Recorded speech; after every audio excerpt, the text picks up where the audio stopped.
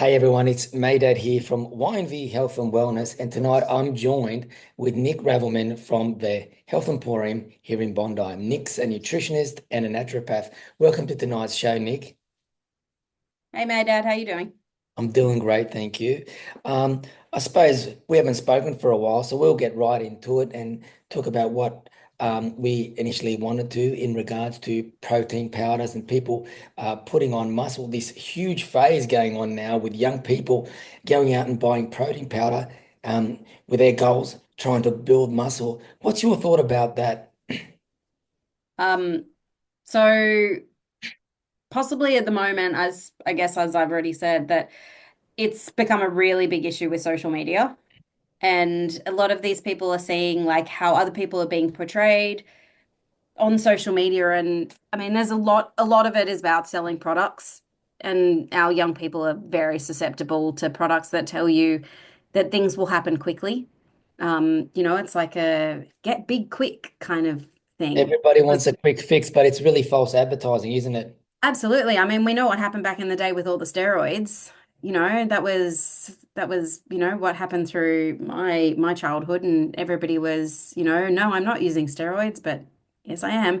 And now it's all of these testosterone building supplements combined with, creatine powder and protein powders and all of these other things as like a quick fix because I'm going to the gym, so I must need protein because that's what I got told I needed to do.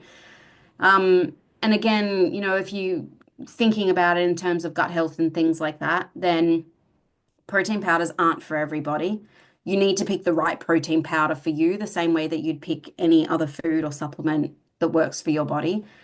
There are so many vegan-based protein powders out there, with the peas and now they're using corn and flax and hemp and pumpkin seeds and all the other sprouted, whatever. And then your whey-based proteins and your concentrates and your isolates. But again, it's one of those things where you say, well, if digestive health is an issue, dairy might not be for you, but then you go to a vegan supplement, but you still have those same gut issues. You get bloated and because you can't break down, you know, peas or those beans and the other kinds of legumes that they put into vegan protein powders. So it's then going and having a chat to somebody who actually knows, what your body is doing and picking a protein powder or a supplement that will actually help that for you. And a lot of those protein powders these days as well, they're throwing all kinds of extra things in. You've got those collagen-based protein powders, or these ones have, your BCAAs, your branched chain amino acids, or they're throwing in taurine or tyrosine or arginine, and but this one's got digestive enzymes, but this one's got some kind of, proteolytic enzyme, and this one's got and after a while, it becomes just as confusing as anything else on the market. So to wade through all of that, again, the best thing to do is go and chat to somebody, go to a health food store, talk to somebody who can help and say, this is what I'm looking for, this is what I need it to do. If I have any other kinds of problems, like I'm allergic to dairy or I can't eat chickpeas or, I need more iron or I need, other kinds of things, we're adding a lot of nuts and seeds to a lot of our protein powders now. A lot of those digestive enzymes are great because they help you break down those foods that are in it. I'm still going to say that my favorite protein powder is hemp by far because it's universally acceptable to everybody. Yeah, I Unless love. unless you're allergic to hemp seeds. Hemp seeds is by far the most suitable because it covers all your essential aminos. It's high protein at about 21 grams per serve. And it's so friendly, isn't it? It's so It's friendly. it's It's and it's family friendly too. So for people who, want to throw it into a smoothie and then share that with their kids or, women to men, it's an across the board easy solution. All your aminos, high protein, and it's got your omegas in it too. So that 369 omegas. So for people who do have any chronic gut issues or inflammatory issues or anything like that, those omegas are actually going to help you give you that extra inflammatory, that anti-inflammatory support as well. Um, And that's just so from my point of view, but I understand people who want specifically whey or specifically vegan because it fits a need for them. There are a lot of powders out there, and we just, you know, work to see which one will fit for you. And I generally will try anything new that comes into the store.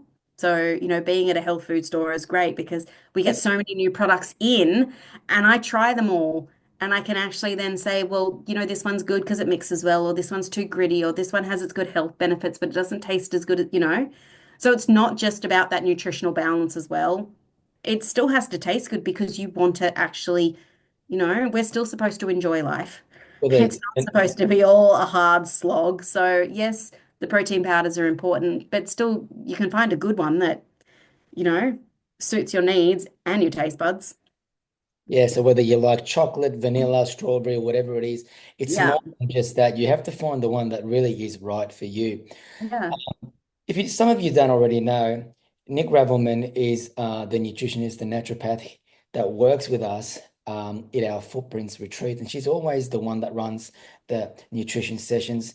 And she has a wealth of knowledge, always sharing insights on any questions that any of the people attending our retreats have for her.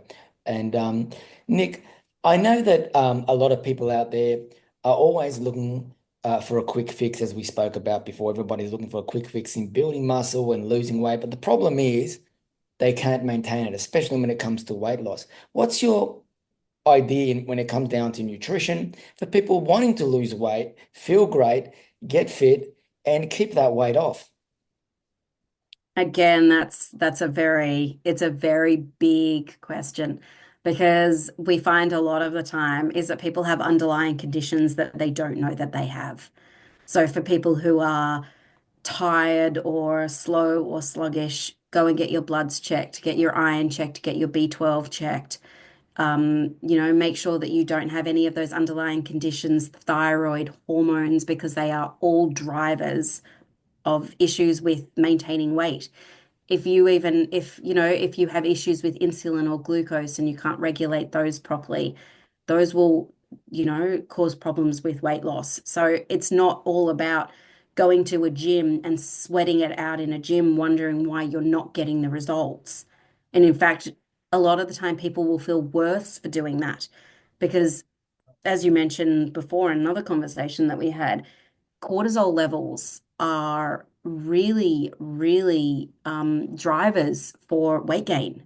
So for people who are in very high stressed environments and their cortisol levels are very, very high, their body feels like it goes into what they call that fight or flight state. And that fight or flight state means the body will actually hold on to weight because it doesn't think that it's going to get another meal. Mm. So if you're in a high stress response, that fight or flight response will actually cause the body to hold weight. So then you work harder at the gym, you put more stress on the body, you raise more adrenaline, more cortisol, and the body actually stays with that weight. A lot of the time, what they're actually doing is even when they think they're losing weight, is they're losing muscle mass. And so the body starts eating itself. It catabolizes itself basically, and So which is when what the you body actually does. so when you think you're actually doing right, what you're doing is you're damaging something else. Yeah, And by watching the weight go off, you think like, oh, I'm getting leaner, I'm getting fitter. But really what you're doing yeah, is causing more harm to your body. yeah, That's really an important thing to understand. Because I yeah. think especially females, young females today, because as you see, they look at social media, Instagram, Facebook, Twitter, TikTok, and they're all looking for that body image. Um, Yeah. and sometimes they don't realize how much harm they're causing their body by eating what they're eating or pushing their body Yeah. to get that body shape that they're after. And then you're throwing in those, you're seeing all of those other kinds of fads that are coming and going. And while some of them work really, really well, not all of them do. We're looking at all that cold therapy, then it's heat therapy and light therapy and, eating this kind of diet and intermittent fasting and all of these other kinds where people throw them out and say, this will work for you. And I sit back and I have these young girls coming and seeing me in clinic. And they are stressed. They're gaining weight. They can't lose it. They're on the pill or off the pill. We've got issues with skin, dysregulated hormones. they're in high fight or flight, and they're wondering why they're either gaining weight or they're losing weight at such a rapid rate that it's causing just as many problems. And it's simply because you actually have to get down to that root cause and say, well, you put your body into under so much stress that your body's basically slowing its functions down, or it stops certain functions because the stress response in the body is don't die. And so the body will shut down what it thinks is unnecessary so you don't die. So if that, in the case of a lot of young women, it stops their hormones effectively because the body says, well, you can't have a baby right now. That's, so we'll shut that one down. And it's like, then it goes, well, if I'm in a state of high stress, I can't digest and eat properly. So I'm going to change your hunger and your appetite.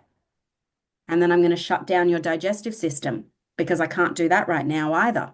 Mm. So it slowly will start doing that same thing. If the body is in high fight or flight, it will start eating its own muscles for that quick energy fix if it's not getting the right food. And then we get energy slumps. So we start going towards eating more sugary or high fat foods to gain quick energy, or we start using coffee or those other kinds of caffeine supplements to kind of give us that energy boost. And then we're starting that process all over again. Which is So more detrimental to our bodies and exactly. And then we get into getting quality this. sleep and all that other stuff. Yep. Then it affects sleep. And we know that, from a lot of clinical research now, if you do not sleep, the body produces too much cortisol. And Mm. that starts that whole cycle over and over and over again. And Yeah. so, what we're trying to do as naturopaths and nutritionists is break that cycle, find the cause, slowly fix that, and all the other symptoms that go with it. And a lot of the times, what they actually find is that all the symptoms that they came in with, they drop away very quickly. And you get left with that base, that base issue that does generally take a lot longer to fix if they've had it for a fairly long time. But then it's noticeable that they start getting a little bit better and a little bit better and a little bit better. And eventually it's this light bulb moment and they go, ah, and they generally don't do it again. Mm. Because it's that saying about hitting rock bottom, there's nowhere out, there's nowhere else but up. That's pretty much what happens to the body. The body hits rock bottom. We see it. We end up with heart conditions and diabetes. And, for younger women, it's endometriosis and fibroids and PCOS and, all these other conditions because the body's put under so much stress. But in some cases, those are reversible. They're not forever. Like, you'll go and see a GP and they'll go, oh, well, sorry, you have a heart condition, or you have a cholesterol issue, or you have diabetes. Here's your medication. Sorry, it's now for life.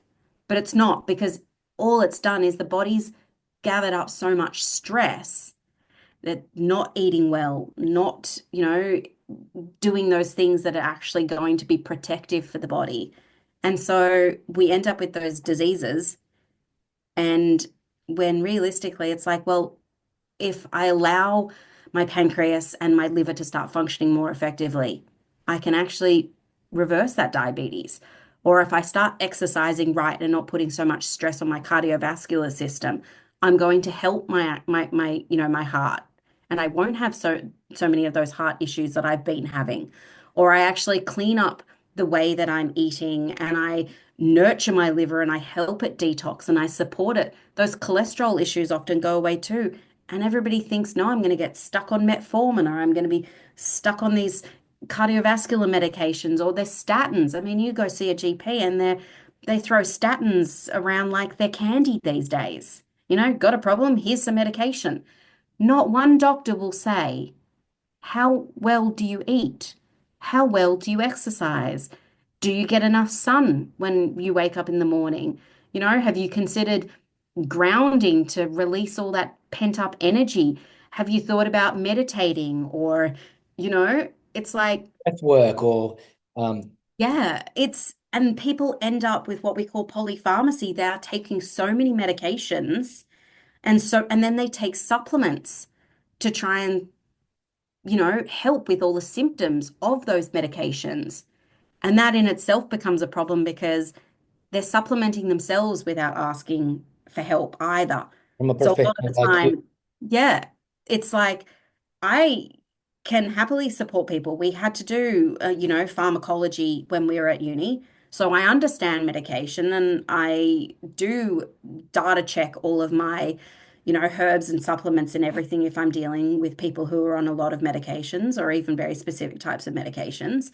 But there is something we can always do, whether that's supporting the symptoms you're dealing with or helping you reduce that medication to actually come off it. Mm. I can't ever say, obviously, to any of my clients or any of the people that come and see me, don't take this medication. But what I can say is this is a way to support the body with this problem and that medication, and then go and talk to your doctor about eventually coming off it slowly because your body might not need it anymore. Because generally they start getting better with the right help. Mm. There's a lot of theory going around, and it probably, let's say, intermittent, for example, a couple of years ago, several years back, intermittent fasting came out and everybody started doing it. Now, and they said, this has got to be great for you. These are the benefits, etc. But it really is different strokes for different folks because it's not for everybody. I know from my background and having chronic fatigue and some issues with my thyroid from having glandular fever, also known as the Epstein-Barr virus, and having fibromyalgia, that intermittent fasting, I, I could do it for 12 hours, but if I kept doing it all the time for 16 hours and that, it just wouldn't it does not benefit me. First of all, it plays up with my cortisol levels. I need food, I need energy to get through my day. And what I've noticed, and maybe you can elaborate on this, Nic, my cortisol levels peak in the morning. Most people will peak in the morning and they'll come down about 12 o'clock or something, and then they'll keep low for a little while, and back at around 2 o'clock or something, they'll go back up and they'll go back down about 4 o'clock. And I had mine tested. So I am lucky that I'm able to run my work and run my stuff around that and be able to work that way. I was just wondering what your thought were about that, and if you could elaborate a little bit about that. Okay, so yeah, I absolutely agree. That's that different strokes for different folks kind of thing. Is that intermittent fasting suits a lot of people, but it also doesn't suit a lot of people. People who have issues with cortisol, I'm pretty much would say absolutely not. Not until they can actually get that cortisol level under control, because intermittent fasting Don't is touch it, please. designed, yeah, to put the body under a small amount of stress. But if the body is already under a lot of stress, all you're doing is causing more dysregulation with the body. So, and especially for it's not designed for women around certain times of our cycle. That's the same thing. Intermittent fasting, right before a bleed, very damaging for the body because you're putting the body, it's about to go through a large amount of stress and you're adding to that stress. Chronic conditions, there are certain times, there are certain chronic conditions that I also say no to intermittent fasting because again, you're putting the body under an amount of stress, which causes an inflammatory response in the body for somebody with a chronic, like a chronic inflammatory condition that is active. It's different for people who have chronic conditions where they're low lying or they're dormant, they're under control. Some people can go for short amounts of time doing intermittent fasting, but then you have to talk to a practitioner and learn to do it smart.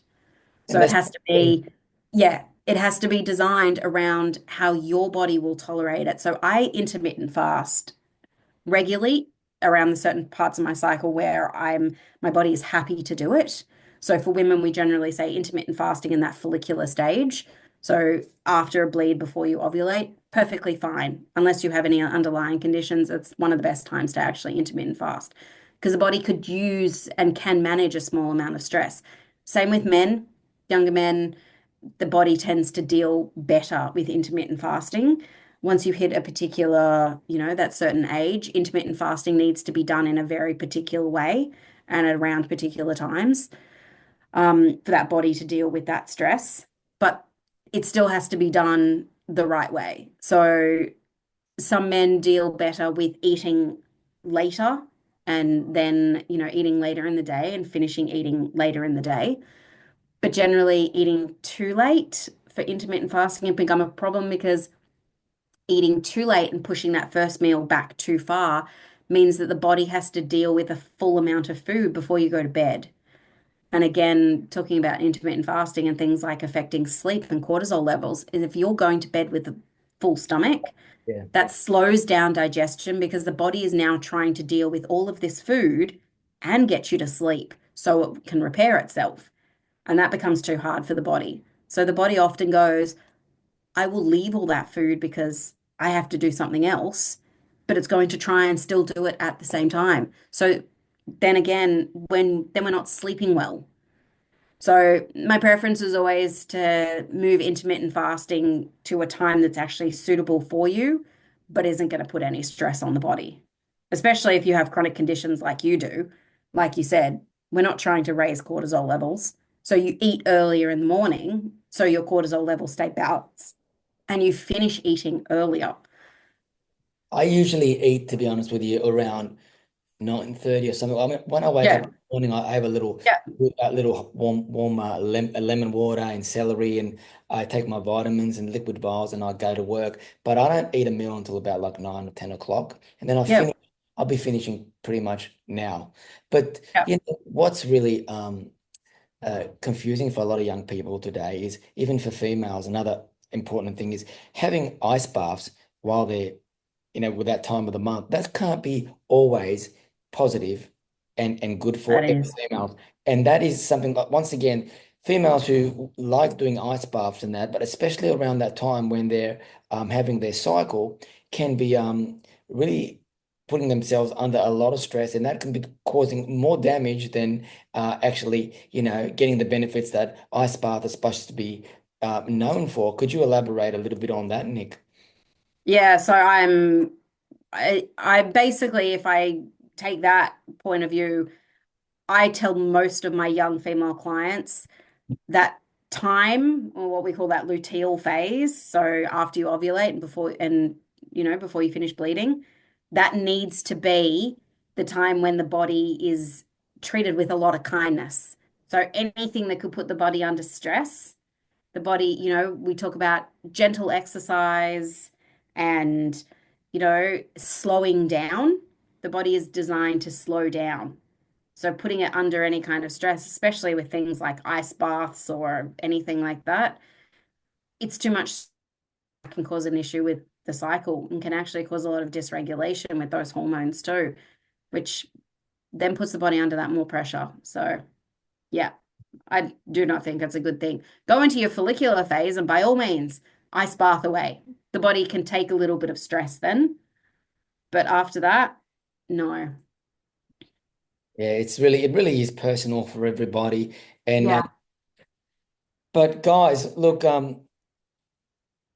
if you don't already know, it's Nic is um but guys, if you don't already know, we're running our own retreat on the 15th of March here in Bondi, and it is only a half-day retreat. We also run 2-day retreats and 3-day retreats, which are the ones that Nic is always involved in. We have a breath coach and David Pemberton, and Nic is the person that does all the nutrition and naturopath. We also have a yoga practitioner that comes in, and what happens there is that we start off the day with yoga before sunrise on Bondi Beach, followed by human movement classes in Bondi at Bondi Boxing Gym, where that is followed by a neural transformation therapy sessions and vision sessions that I will be taking.